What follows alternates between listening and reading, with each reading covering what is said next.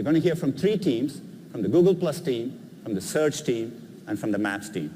And we'll get things started with Vic Gandotra and Google Plus. Among the most basic of human needs is the need to connect with others. With a smile or laugh, we connect with people every single day. But the meaning of our real-world connections often gets lost online. And so began the Google Plus project to help make connecting online more like we do in real life.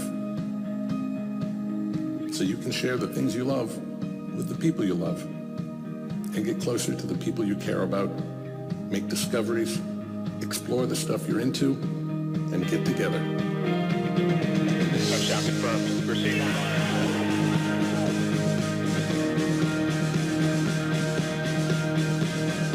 So everybody say hi. That's the whole world. Can I hug you? Yeah. We're the first ones that are doing it like this. It's history. You guys have the greatest technology at your fingertips. You have a boy. Thanks, everybody.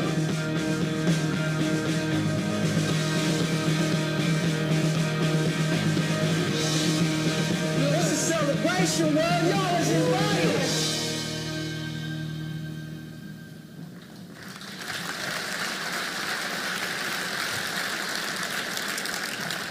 We are incredibly grateful to the hundreds and millions of you out there who joined Google Plus in just under 2 short years.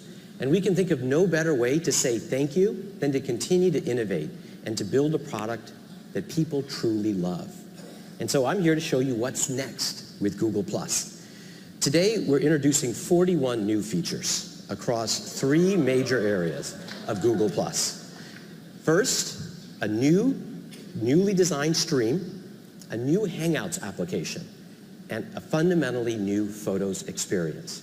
We have a lot to talk about. Let's get started. Let's begin with the stream. Now, it's no surprise that mobile devices are increasingly prevalent and important in our lives. It's the computer that's with us all the time.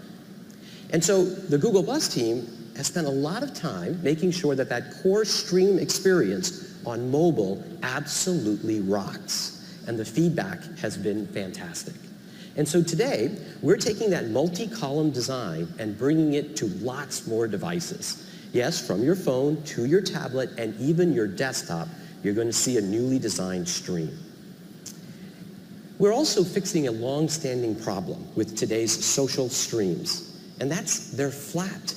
It's very easy to see a long list of things that have been shared with you, kind of like a never-ending newspaper. But it's nearly impossible to go deeper on a topic or interest that you might have. And we think we can fix that. So this new stream is about design and depth.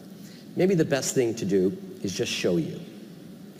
What you're looking at is Google Plus at its this morning.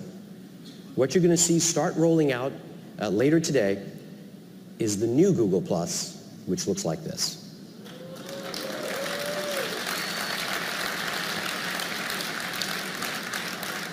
You can see we've taken that multi-column design and brought it to the desktop and really made something beautiful. It's dynamic, meaning depending upon the size of your screen, it can either be 1 column, 2 column, or 3 columns.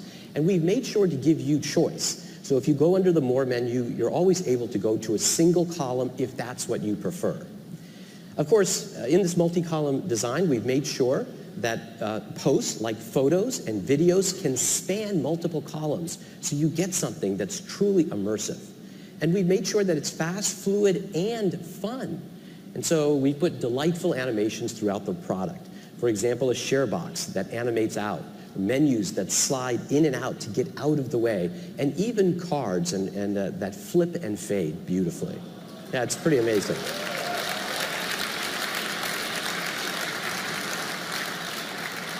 But it's not just about the design, it's about depth.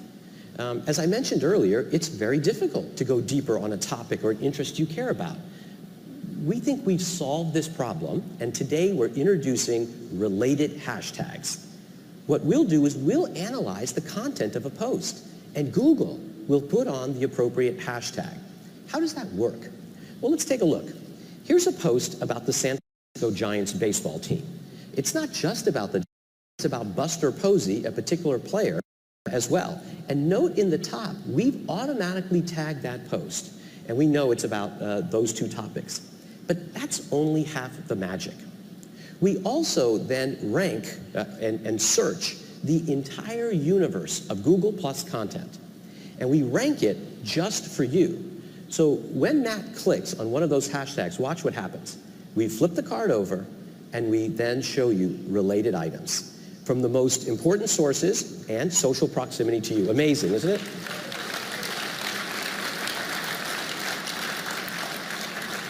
Now, if you think that's impressive, let's take a look at another one of these posts. In this case, one of the noted photographers on our service has posted a picture of Paris, in particular the Eiffel Tower. Nowhere in his post or in the comments is the word Eiffel Tower. But if you notice, Google has automatically hashtagged this with the Eiffel Tower. How did we do that? Well, we did image analysis and combined with the knowledge graph that recognizes important landmarks, and Google knew that this was about the Eiffel Tower. So if you click, why, you can just go deeper and click through other posts about the Eiffel Tower.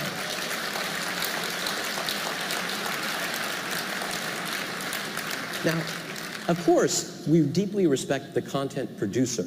And so you always have the option of telling Google, either on a particular post or globally, whether you want your content to have this amazing related hashtags feature. And if we ever get it wrong and have the wrong hashtag, you could always exit out. In either case, we think what we've built here is a stream that's about design and depth, really allowing you to go deeper on your interests. Now, we don't have time to show you all of the features.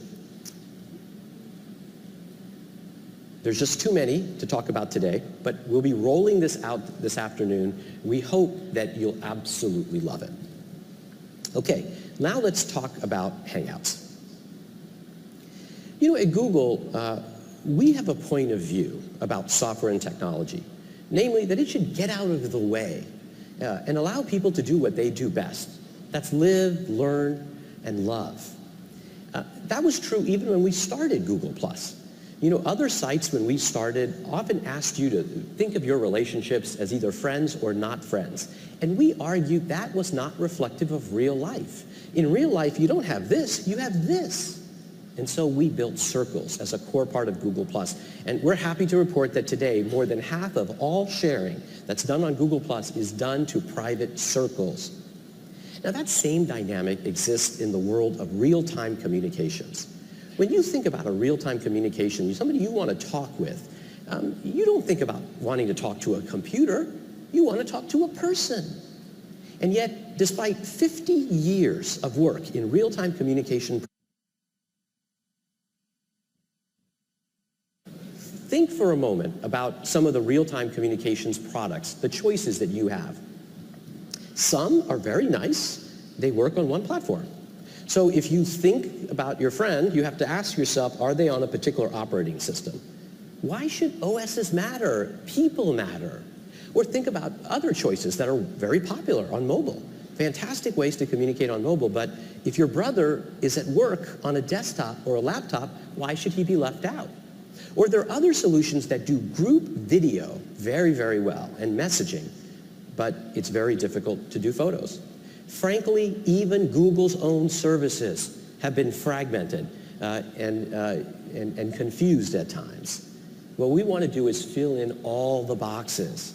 Because when we fill in all the boxes, we believe finally technology can just go away and people can focus on what makes them the happiest.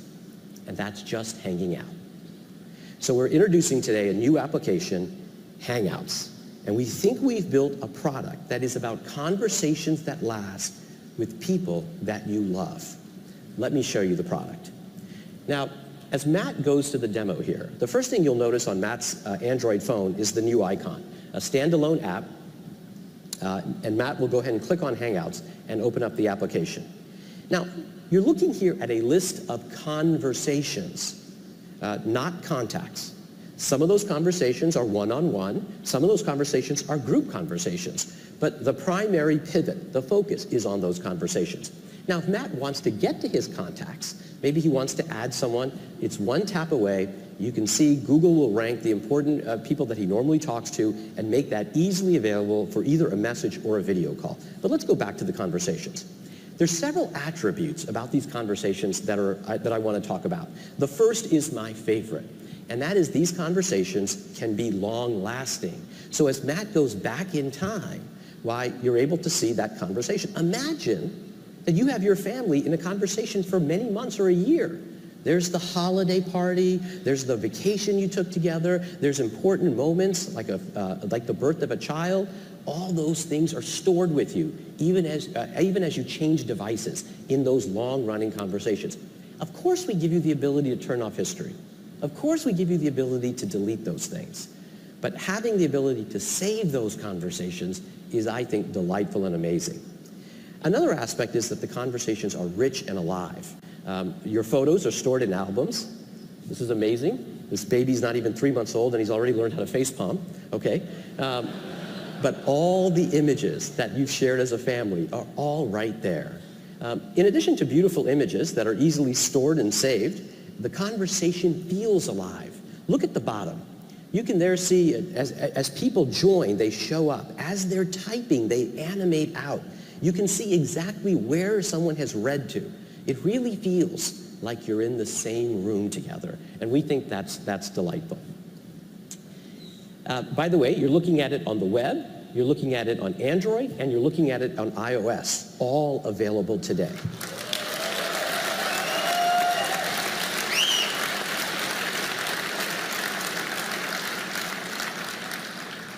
And by the way, 2 other points. One is a point that Hugo made. I think you're going to love how the notifications are all synced. So if you wipe a notification from the desktop or on Android, it'll go away on another device. It's beautiful. I think you'll like that. But my favorite feature, sorry about that, let's go back to the demo.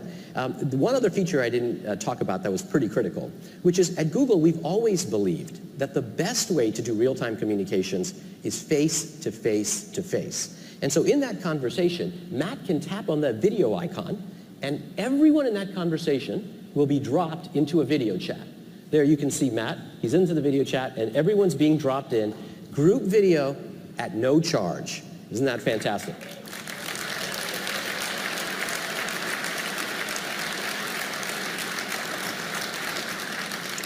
Okay, let's go back to the slides.